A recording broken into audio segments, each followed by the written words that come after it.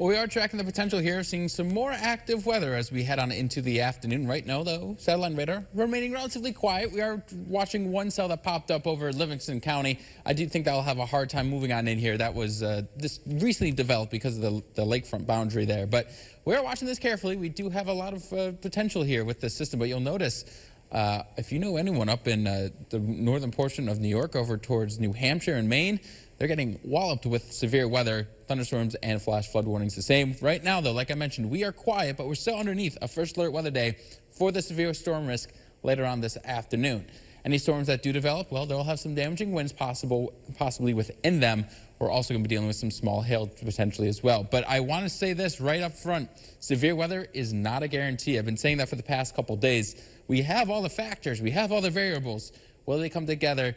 That's something that we have to watch throughout the afternoon. Severe outlook here, that slight risk across the region, mainly for Broome County and areas east, spots like Norwich, for example, Afton, Deposit, Hancock, all underneath this slight risk of severe weather. As you head further west, we are looking at that marginal risk, 1 out of 5 there. Isolated, short-lived storms expected in both the yellow and the green. So what can we expect with these risks today?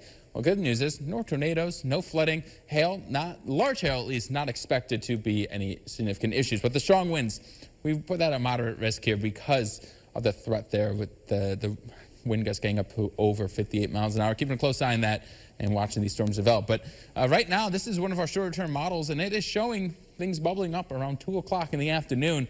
You'll notice hit and miss. Not everyone will see these severe storms. Around 5 o'clock, this model in particular holding on to some heavier pockets of rainfall, possible severe storms over towards the southern portion of Chenango County, down over towards the eastern half of Broome County. Again, not for sure thing we're going to see severe weather, but you need to stay weather aware here as we head throughout the afternoon. Even as we head out towards Delaware County, we are seeing the potential here of some heavier pockets of rain and some thunderstorms. But you'll notice by 8 o'clock, pretty quiet conditions here, and then high pressure builds back in. Our July 4th looking absolutely fantastic. So we're watching this very carefully as we head throughout the next few hours here.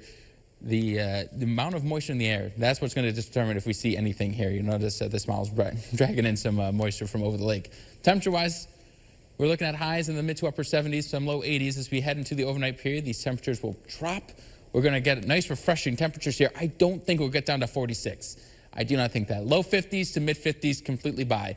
Mid 40s, I think, is a little bit overdone here. But as we head on into the day for our Friday, temperatures around 10 o'clock, mid to upper 60s, low 70s, a really pleasant day here across the region. And then as we head on into the overnight period around 7 o'clock, temperatures still upper 60s, lower 70s. And then overnight, those temperatures fall back down into the 50s and maybe some spots falling into the 40s.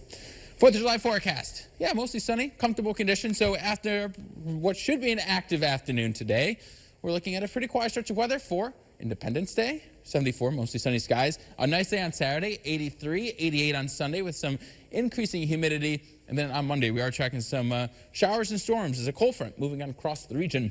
And then we are looking at some nicer conditions on Tuesday and Wednesday as well.